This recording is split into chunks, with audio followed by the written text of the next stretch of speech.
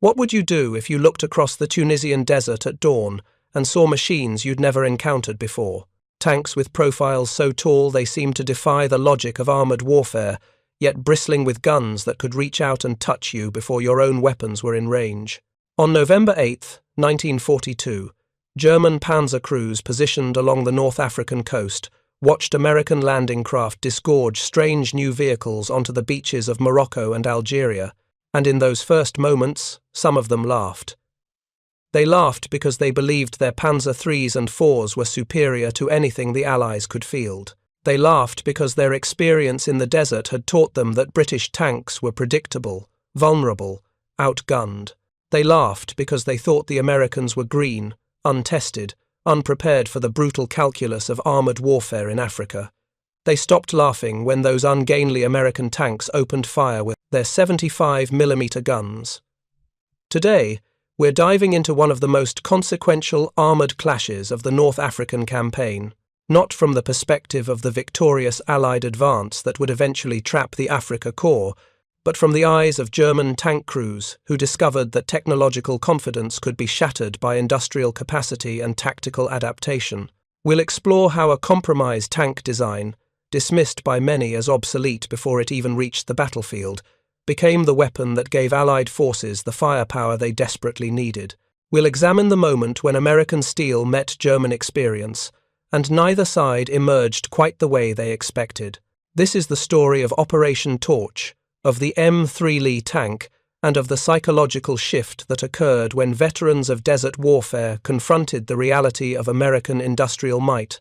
It's about the men who crewed machines they knew were flawed, who fought in tanks that made them targets, and who proved that sometimes victory comes not from perfect weapons, but from the courage to use imperfect ones effectively. If you're enjoying this deep dive into the story, hit the subscribe button and let us know in the comments from where in the world you are watching from today. The year is 1942. For 3 years, war has raged across North Africa's unforgiving terrain. German General Feldmarschall Erwin Rommel's Afrika Korps has established a reputation for tactical brilliance and armoured superiority that borders on the mythic. His Panzer divisions have pushed British forces back across Libya, threatened the Suez Canal, and seemed poised to seize Egypt's vital strategic position. But by autumn of 1942, the tide was beginning to turn. British General Bernard Montgomery had halted Rommel at the First Battle of El Alamein in July, then decisively defeated him at the Second Battle of El Alamein in late October and early November. Rommel's forces, depleted and undersupplied, were falling back toward Tunisia.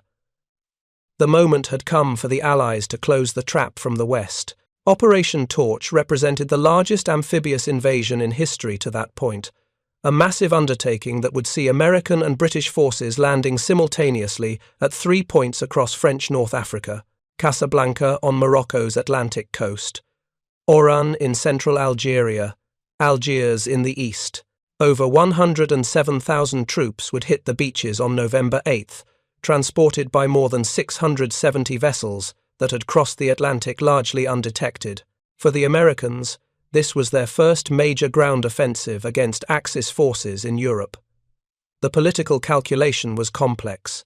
President Franklin Roosevelt had agreed with Winston Churchill that opening a second front against Germany was essential, but American military leaders like General George Marshall had wanted to invade France directly. The British, burned by the disastrous Dieppe raid just months earlier, insisted that wasn't feasible yet. North Africa became the compromise. It would allow American forces to enter the fight, relieve pressure on the Soviet Union, and secure the Mediterranean for Allied shipping. But there was a problem. The American armoured force designated for Operation Torch was equipped primarily with the M3 Lee medium tank, a vehicle that embodied the desperate compromises of wartime production. It was a machine that had been obsolete before it was even completed, superseded by the superior M4 Sherman even as it rolled off assembly lines. Yet circumstances demanded that it be sent to war anyway. To understand why German tank crews would laugh at the M3 Lee, you need to understand what they were facing in November 1942.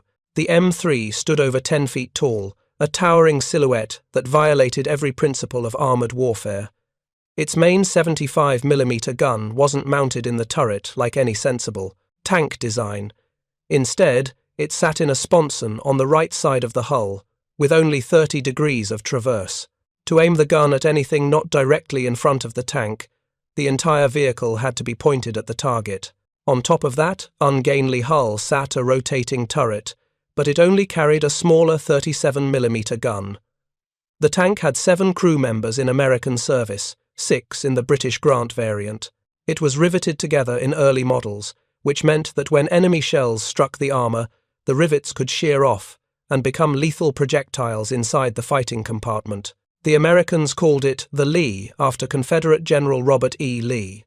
The British called theirs the Grant after Union General Ulysses S. Grant.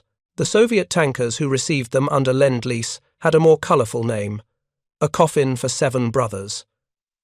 Compare this to what the Germans were fielding in North Africa. The Panzer III, the backbone of the Afrika Korps, weighed 23 tons and mounted either a 37mm or 50mm gun depending on the variant. It was fast, manoeuvrable, and designed from the ground up as a tank meant to fight other tanks. The Panzer IV, originally designed for infantry support, was being upgunned with long-barreled 75mm weapons that could penetrate virtually any Allied tank at ranges exceeding 1,500 meters. German tank crews had spent years fighting in the desert. They knew how to use terrain, how to coordinate with anti-tank guns, how to lure enemy armour into killing zones. They'd developed tactics specifically for dealing with British tanks, which they'd learned to identify and prioritise.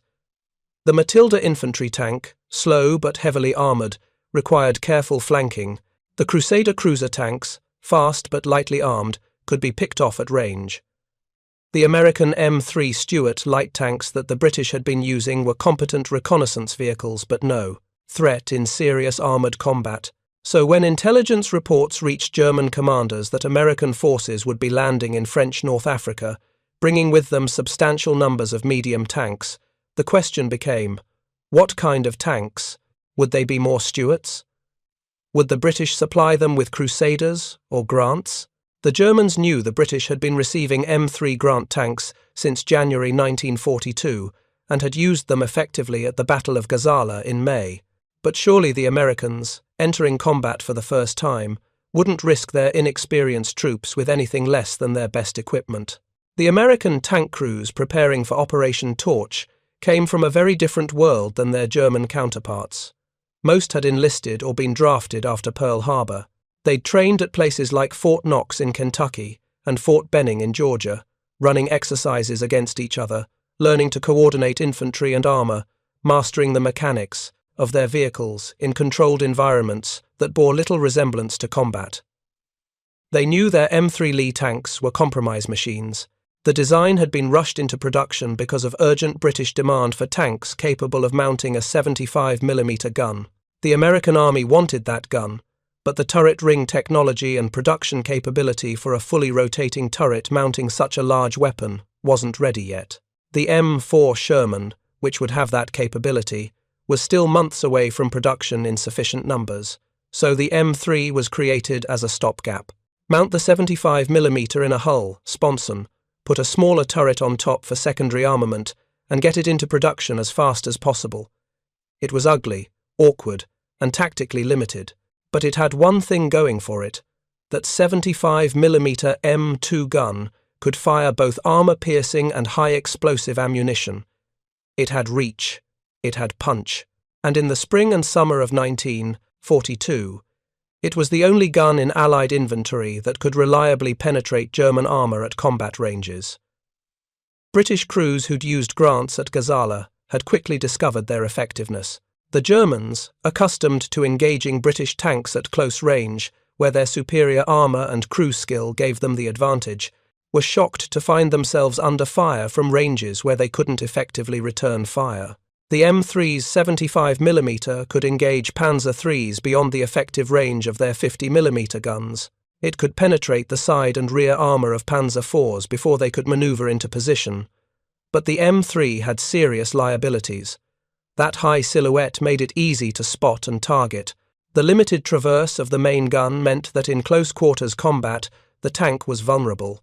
The riveted construction created spalling hazards. And perhaps most critically, the crew layout was awkward, and communication between the hull gunner, turret, crew, and commander was difficult in the chaos of combat. American tank doctrine in 1942 was still evolving. The Army had studied German blitzkrieg tactics, but understanding something intellectually and executing it under fire are very different things. American tankers had been trained to think of themselves as a cavalry force, meant to break through enemy lines and exploit breakthroughs. The concept of sustained armored duels, of carefully coordinated combined arms tactics, integrating tanks with infantry, artillery, and anti-tank guns, these were lessons that would have to be learned in blood. The men of the 1st Armoured Division, designated for Operation Torch, knew they were about to face the legendary Afrika Korps. They'd heard the stories about Rommel, about German tactical superiority, about how quickly and decisively Panzer divisions could maneuver. Some of them were confident, believing American industrial might and fighting spirit would carry the day. Others were apprehensive, wondering how their training would hold up against combat veterans who'd been fighting in the desert for nearly 3 years. Operation Torch proceeded with remarkable success in its initial phases. The amphibious landings, despite some initial resistance from Vichy French forces defending Morocco and Algeria, secured their objectives within days. By November 11th, a ceasefire had been negotiated with French authorities, and French forces in North Africa switched their allegiance to the Allies. Morocco and Algeria were secured. The race was now on to reach Tunisia before German forces could establish a strong defensive position. But Adolf Hitler had already made his move. Furious at the Allied invasion, he ordered the occupation of Vichy France and began pouring troops and supplies into Tunisia. General Hans-Jürgen von Arnim arrived to command the 5th Panzer Army, while Rommel continued his fighting retreat from Egypt toward Tunisia. The plan was to create a defensive position in Tunisia that could hold out indefinitely, supplied by sea from Sicily, creating a fortress that would be costly for the Allies to reduce. The American advance toward Tunisia brought them into contact with German forces for the first time in December 1942. These were probing actions, skirmishes where both sides tested each other's capabilities.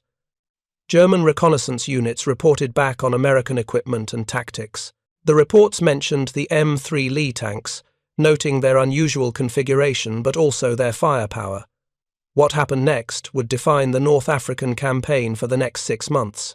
It wasn't a single dramatic battle where American M3 Lees faced German Panzers in some epic showdown and proved their worth. Instead, it was a grinding series of engagements where both sides learned painful lessons about each other's capabilities. The Americans learned that experience matters more than equipment quality. The Germans learned that industrial capacity could compensate for tactical inferiority. The first major encounter came at a place called Flawed Pass in January 1943. German forces, under the command of the 21st Panzer Division, attacked French positions in the eastern Dorsale mountain chain. American tanks and artillery moved forward to support the French defenders. What happened next was a harsh education in the realities of armoured warfare against a skilled opponent. German tactics hadn't changed since their victories earlier in the war. They used their mobile forces to engage and pin Allied armour, then manoeuvred anti-tank guns, particularly the feared 88mm, into concealed positions. When American M3 Lees advanced to engage what they thought were retreating German tanks, they drove straight into the killing zone. The 88s opened fire from hidden positions. In minutes, an entire American tank company was destroyed. One observer, Edwin V. Westrate, described the horror in his book Forward Observer. It was murder. They rolled right into the muzzles of the concealed 88s, and all I could do was stand by and watch tank after tank blown to bits or burst into flames, or just stop wrecked. Those in the rear tried to turn back, but the 88s seemed to be everywhere.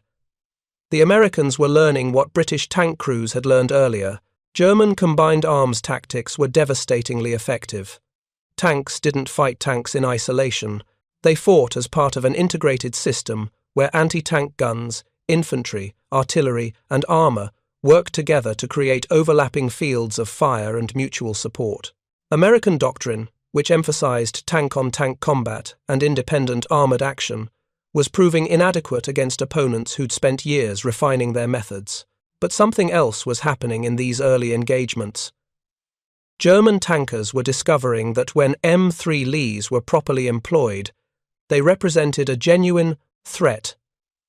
The 75mm gun could kill at range. In situations where American crews used terrain correctly, where they established defensive positions and forced the Germans to attack into prepared kill zones, the M3 proved its worth. The contradiction at the heart of the M3 Lee's service in North Africa was this. It was simultaneously obsolete and essential. Obsolete because its design compromises made it vulnerable in the hands of inexperienced crews facing skilled opponents. Essential because it was the only tank available in sufficient numbers that could effectively engage German armour with its main gun. The M4 Sherman wouldn't arrive in theatre in significant numbers until later in 1943. Until then, the M3 had to hold the line. By February 1943, the situation had deteriorated significantly for American forces.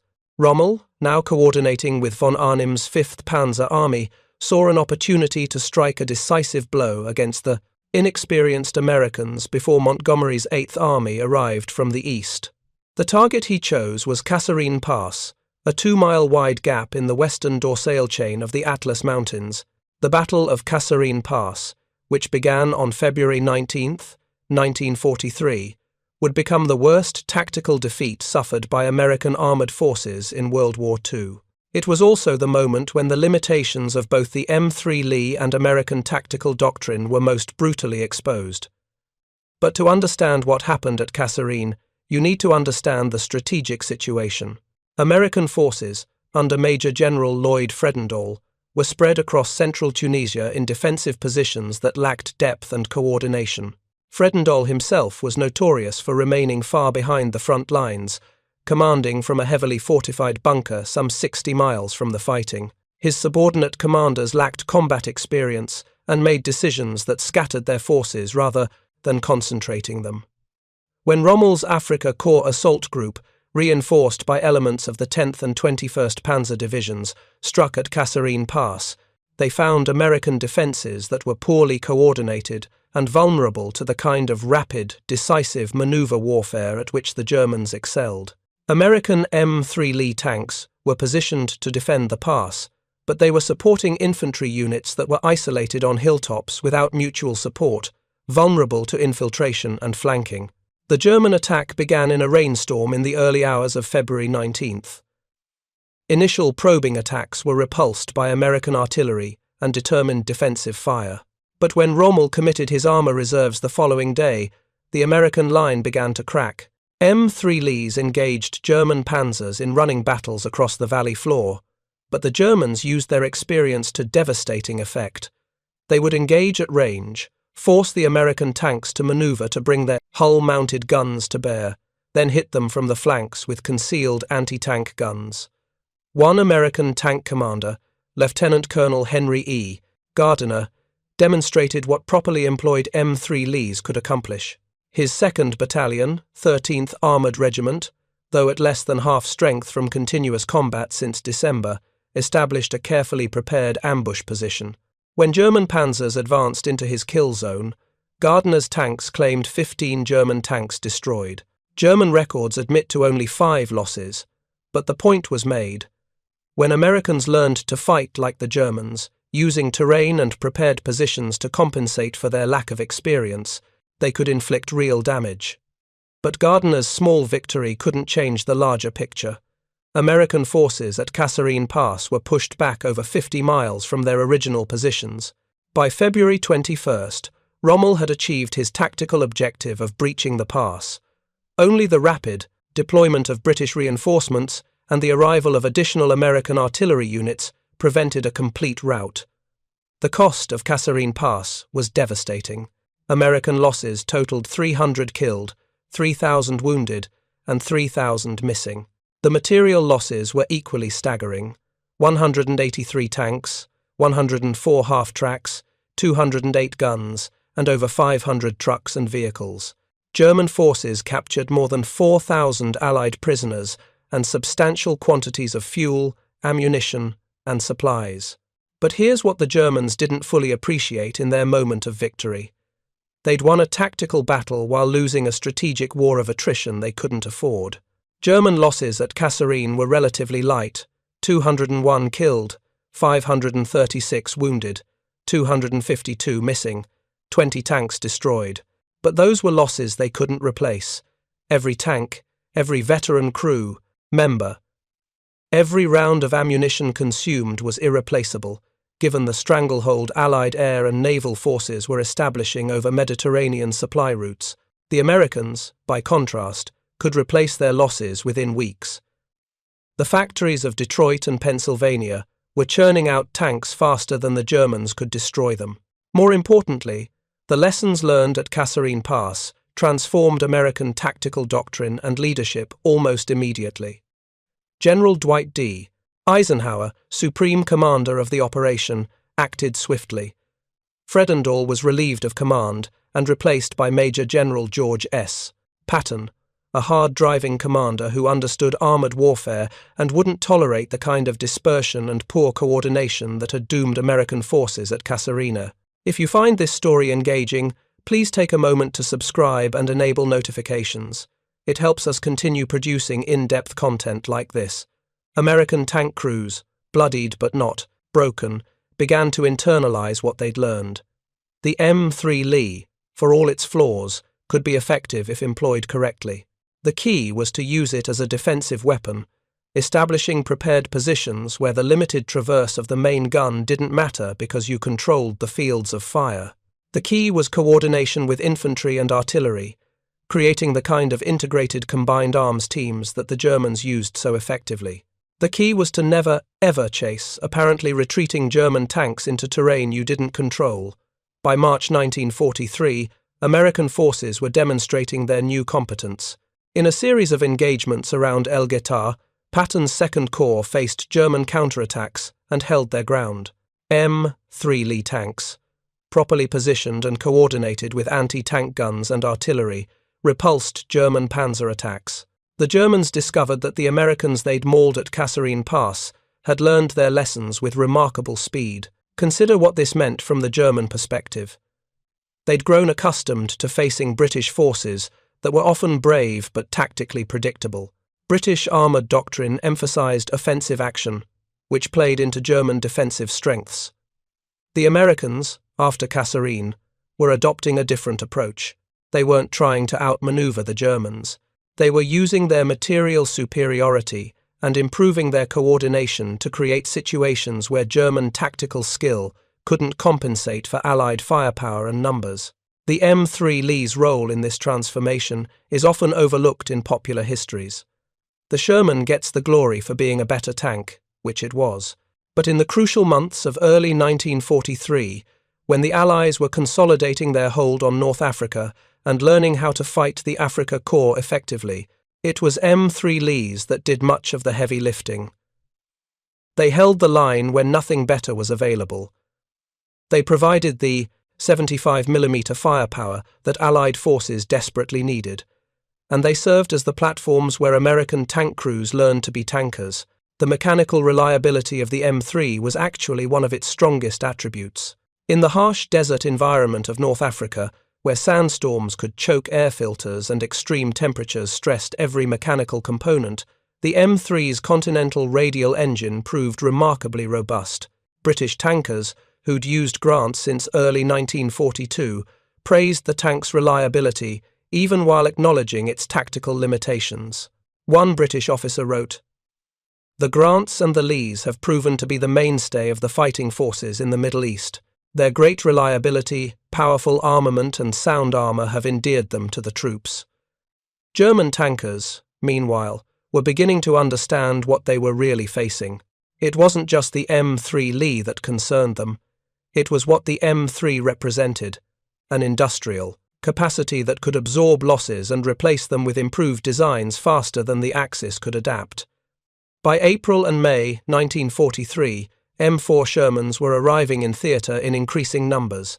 These tanks corrected many of the M3's flaws while retaining the reliable mechanical components that had proven themselves in the desert. The campaign in North Africa reached its conclusion in May 1943. Trapped between Montgomery's 8th Army, pushing from the east, and Allied forces attacking from the west, Axis forces in Tunisia found themselves in an impossible situation. On May 13th, the last Axis units surrendered. Over 240,000 German and Italian soldiers became prisoners of war, a loss of manpower and equipment that the Axis could never fully replace. The M3 Lee had played its part in this victory. By the time of the final surrender, most American armored units had transitioned to M4 Shermans. The M3s were being withdrawn from front-line service, relegated to training roles, or shipped to other theaters, where they could still be effective against less capable opponents. In the Burma campaign, where British and Indian forces fought Japanese armor, the M3 performed admirably against enemy tanks that were far inferior to German Panzers. But the M3's greatest legacy wasn't in the battles it won. It was in the time it bought and the lessons it taught. Every American tank crew that would later fight in Sicily, Italy, and Normandy had been shaped by the experiences of those early months in North Africa. They'd learned in M3 Lees that armor alone doesn't win battles, that coordination and combined arms tactics matter more than vehicle specifications, that experience and discipline can overcome technological disadvantages, but only if you learn fast and adapt faster. From the German perspective, North Africa represented a turning point not because they lost, but because of how they lost. They'd won most of the tactical engagements. Their tanks were generally superior, their crew training was better, their commanders were more experienced, and yet they'd been ground down by an opponent who could afford to lose tanks and crews, learn from those losses, and come back stronger with better equipment and improved tactics. The laughter that some German tankers had indulged in when they first saw M3 Lees in November 1942 had been replaced by a grim respect by May 1943. Those ungainly American tanks represented something more frightening than any individual weapon system. They represented an industrial democracy fully mobilized for war, capable of producing weapons in quantities that rendered tactical brilliance increasingly irrelevant. Consider the mathematics of attrition warfare.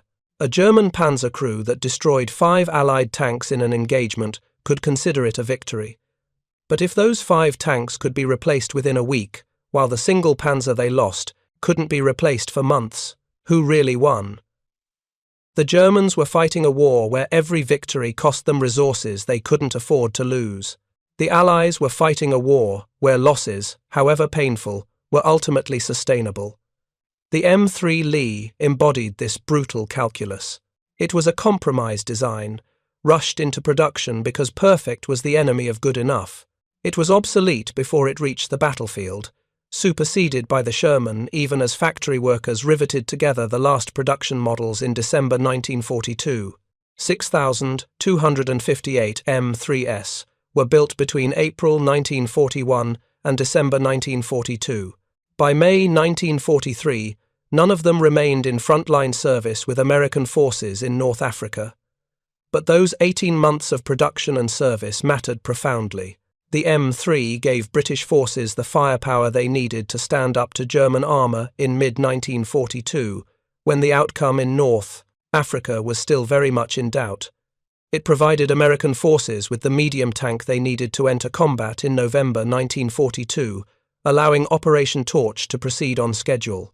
And it served as the platform where American tankers learned their trade, paying tuition in blood and steel that would make them formidable opponents by the time of the Normandy invasion. There's a tendency in military history to celebrate the weapons that were technologically superior or tactically dominant. The Tiger tank gets studied endlessly for its fearsome capabilities. The T-34 is praised for its elegant combination of firepower, armor, and mobility. The M4 Sherman is examined for its reliability and versatility. But the M3 Lee deserves recognition for something perhaps more important. It was good enough when good enough was all that was available, and it bought the time necessary for better solutions to be developed and deployed. The men who crewed M3 Lees knew they were driving compromised machines. They saw those high silhouettes that made them easy targets. They struggled with the awkward crew positions and limited main gun traverse. They knew that in a one-on-one duel with a German Panzer of equal capability, they were at a tactical disadvantage. Yet they fought anyway, because the mission demanded it, and because giving up wasn't an option. Tank warfare in World War II is often romanticized as a kind of modern cavalry combat where skill and courage determined outcomes. The reality was far more brutal. Tanks were mobile artillery platforms, weapons of industrial warfare where production capacity and logistical support mattered as much as crew skill. The average life expectancy of a tank in combat could be measured in weeks under intensive fighting conditions. Crew casualties were horrific when tanks were hit. Penetrating armor-piercing rounds created showers of molten metal inside the fighting compartment that could kill or maim everyone inside in seconds. The M3 Lee's riveted construction made this even worse in early models. When shells struck the armor, the impact could shear off rivet heads that became lethal projectiles even if the round didn't penetrate. Later models switched to welded construction to eliminate this problem, but the damage had been done to the tank's reputation. Crews who'd served in early M3s never forgot the specific danger of spalling, that sickening moment when a hit you survived created casualties from the tank's own structure. Yet they kept fighting. At Kasserine Pass, even as American defenses collapsed, individual M3 Lee crews stayed at their positions and engaged German armor until they were destroyed or forced to withdraw. At El Guetar, they held defensive lines against German counterattacks, proving that lessons learned at Kasserine hadn't been learned in vain. In dozens of smaller engagements across Tunisia, they provided the firepower that allowed American infantry to advance and hold ground against determined Axis resistance. By the time the North African campaign ended, the M3 Lee had earned a complicated legacy. It was never loved. British tankers transitioning to Shermans universally praised the improvement. American crews were grateful to move to better vehicles. Even the Soviet tankers who received M3s under Lend-Lease considered them inferior to their own T-34 seconds and used them primarily on secondary fronts where they wouldn't face first-line German armor, but it had done its job. In the desperate months of 1942, when the outcome of World War II still hung in the balance, the M3 Lee had provided Allied forces with a weapon capable of engaging German armor on something approaching equal terms. It wasn't elegant. It wasn't efficient. It wasn't the tank anyone would have designed if they'd had the luxury of time and unlimited resources. But in war, you fight with what you have, not what you wish you had. The broader lesson of the M3 Lee extends beyond armored warfare. It speaks to the nature of industrial combat in the 20th century. Germany produced technically superior weapons throughout World War II. Their tanks were generally better armored and more heavily armed than Allied equivalents. Their small arms were more sophisticated. Their aircraft designs were often more advanced. But technical superiority couldn't compensate for strategic overextension, inadequate industrial capacity, and an inability to sustain losses. The Allies, by contrast, embraced the principle of good enough engineering. Produce weapons that were adequate, not perfect. Make them reliable and manufacturable. Accept that some will be lost or rendered obsolete quickly. Focus on quantity and rapid improvement rather than perfecting individual designs. The M3 Lee to M4 Sherman transition embodied this philosophy. Don't wait for the perfect solution. Deploy the adequate solution now, learn from its use in combat, and develop improvements, while the adequate solution holds the line. This approach required accepting casualties that more capable weapons might have prevented. Every American tanker who died in an M3 Lee when a Sherman might have saved them represents a real human cost to this philosophy. But strategic victory in industrial warfare requires making impossible choices. If waiting for Shermans to be ready had delayed Operation Torch by 6 months, would the overall casualty count have been lower or higher? If British forces at Gazala hadn't had M3 Grants, might Rommel have broken through to Cairo and the Suez Canal, fundamentally altering the course of the war?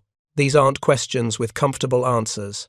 They force us to confront the reality that strategic decision-making in war involves calculations where human lives become variables in equations determining larger outcomes. The men who died in M3 Lees died serving a strategic purpose that transcended their individual fates. That doesn't make their deaths less tragic or more acceptable, but it contextualizes them within the terrible logic of industrial warfare. When German Panzer crews laughed at the sight of M3 Lees landing in North Africa in November 1942, they were laughing at the obvious tactical compromises of the design. They were correct that in a direct engagement, a well-crewed Panzer IV or Tiger would almost always defeat an M3 Lee. But they missed the strategic significance of what they were seeing. Those ungainly tanks represented American industrial mobilization on a scale that would ultimately overwhelm Axis forces, not through tactical superiority, but through sheer productive capacity. By May 1943, the laughter had stopped. The Afrika Korps was surrendering.